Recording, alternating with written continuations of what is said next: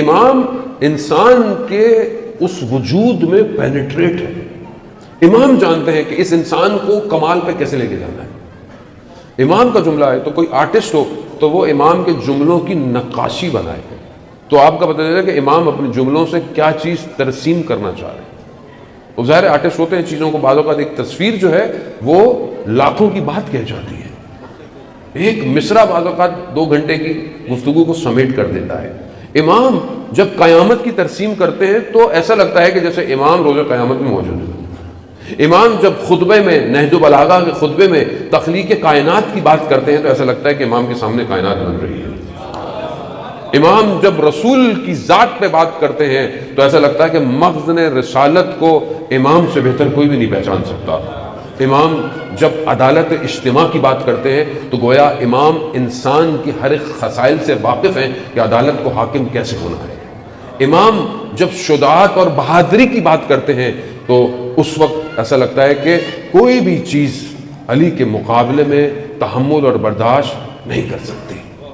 امام جب عبادت میں اپنی خدا کی طرف متوجہ ہوتے ہیں تو دنیا کی کوئی درد, کوئی تکلیف, کوئی طاقت اسے عبادت سے دور نہیں کر سکتی.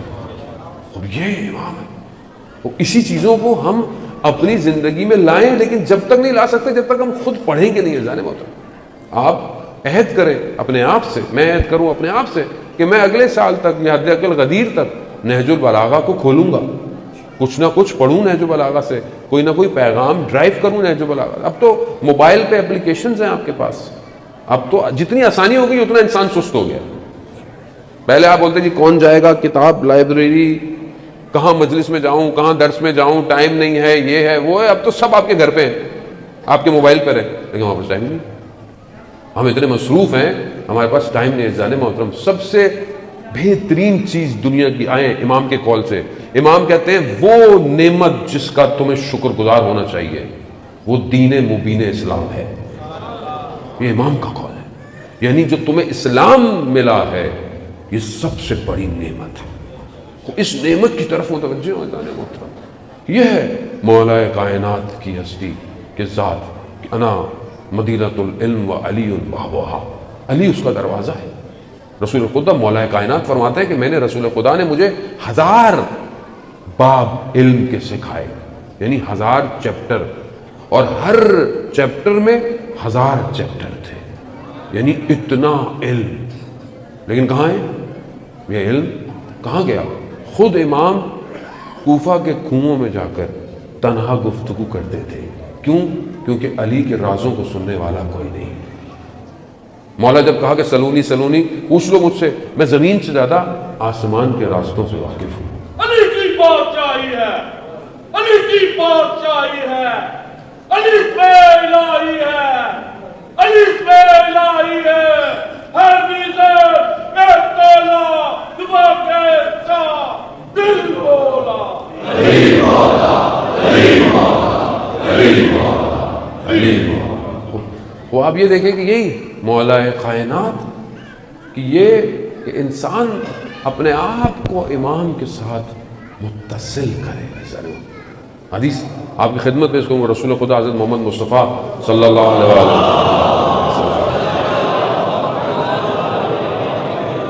رسول خدا فرماتے ہیں علی اگر مجھے یہ ڈر نہ ہوتا کہ لوگ تمہارے پاؤں کی خاکوں کو اٹھا کے چومنے نہ لگے تو میں تمہارے فضائلوں کو بیان کرنے سے دریغ نہ کرتا. یہ اتنے فضائل ہیں.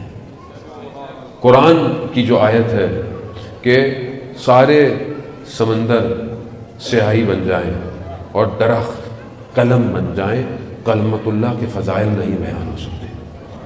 کلمت اللہ, آپ زیارت مولا کائنات پڑھتے ہیں, مولا کائنات قلم اللہ ہے, اللہ کا قلم ہے. عزیزانم یہ دیکھیں نا, دنیا کتنا کوشش کرتی ہے کہ مولا کے فضائل دبائے چھپائے. تاریخ اسلام میں کیا ہوا 100 سال تک, لیکن آج بھی سب سے زیادہ فضیلت حضرت علی کی ہے اور اسی کی فضیلتوں کو بیان کیا جاتا ہے. اور اتنا کچھ ہمارے پاس ہے, لیکن خدا نخواستہ بس ہم لوگ خود اس سے ذاتی طور پر دور ہیں. ہمیں کسی نے منع تو نہیں کیا گیا, آج جتنی آسانی ہمیں ہو گئی ہے لیکن ہمارے اندر اتنی ہی سستی ہے. یہ ہمارا فرض بنتا ہے جان محترم، ہم تعلیمات مولا کائنات کو خود بھی حاصل کریں، دوسروں تک بھی پہنچیں. آپ یقین کریں اگر کوئی حضرت علی سے دور ہے تو ہمارا قصور ہے. مولا کی شخصیت ایسی نہیں تھی. مولا سے صرف وہی دور ہو سکتا ہے جس کے اندرونی مسائل ہو. اندرونی مسائل، اب اس پہ FIR نہ کٹ جائے بھائی، کہیں بڑا ڈر لگتا ہے اسلام آباد آج کل، ٹھیک ہے؟ تو وہ اب اندرونی مسائل ہو، اب کوئی بھی مسائل ہو بھائی، اب تاریخ میں دیکھیں کس کو کیا مسائل تھے، جو بھی ہے یا آج کے دور کے اندر بھی، لیکن جس کے اندر ذرا سی بھی پاکیزگی پائی جائے وہ حضرت علی سے محبت کرتا ہے. ہمارا بھی یہ فرض بنتا ہے کہ ہم حضرت علی کی محبت کو پرچار کریں اور علی علی کریں اور علی علی کروائیں اور تعلیمات کو پھیلائیں کہ بھی مولا ایسے تھے، مولا ایسے تھے، مولا نے یہ کہا، مولا نے یوں کیا، مولا نے ہمسایوں کے ساتھ. آپ دیکھیں کہ مولا جو ہے وہ اپنی دور حکومت جو بھی امام کو ظاہری ملی ہے اس کے علاوہ امام نے اپنی پوری زندگی میں مخلوق الہی کے لیے سب کچھ کیا. یتیم کوئی یتیم نہیں جب تک امام علی تھے، ان سب یتیموں کے باپ امام علی ہیں، والد وہی امام علی ہیں. فقراء، غریب، مسکین، امام ان کو کھانے کھلا رہے ہیں. امام خب یہ لوگوں کو بتائیں، جا کے جنگیں تو ہم بتاتے ہیں لوگوں کو، لیکن یہ بتائیں کہ امام علی گھر میں کیسے تھے، امام علی ہمسایوں کے ساتھ کیسے تھے، امام علی اپنے اصحاب کے ساتھ کیسے تھے.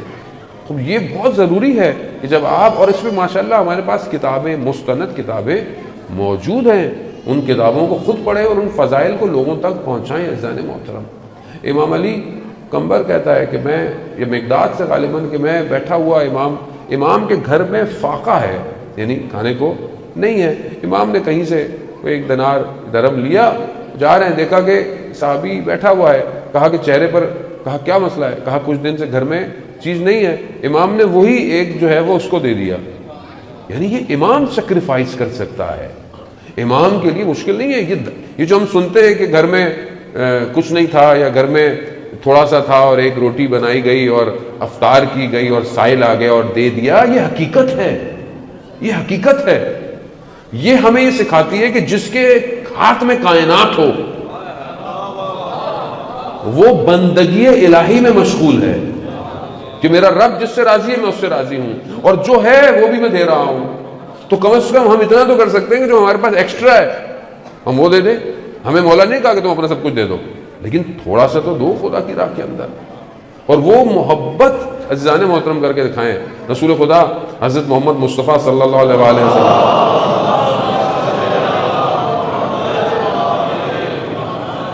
رسول خدا نے فرمایا کہ علی، خدا کو مجھے اور آپ کے سوا کوئی نہیں جان سکتا، مجھے خدا اور آپ کے سوا کوئی نہیں پہچان سکتا، اور آپ کو میرے اور خدا کے سوا کوئی پہچان نہیں سکتا.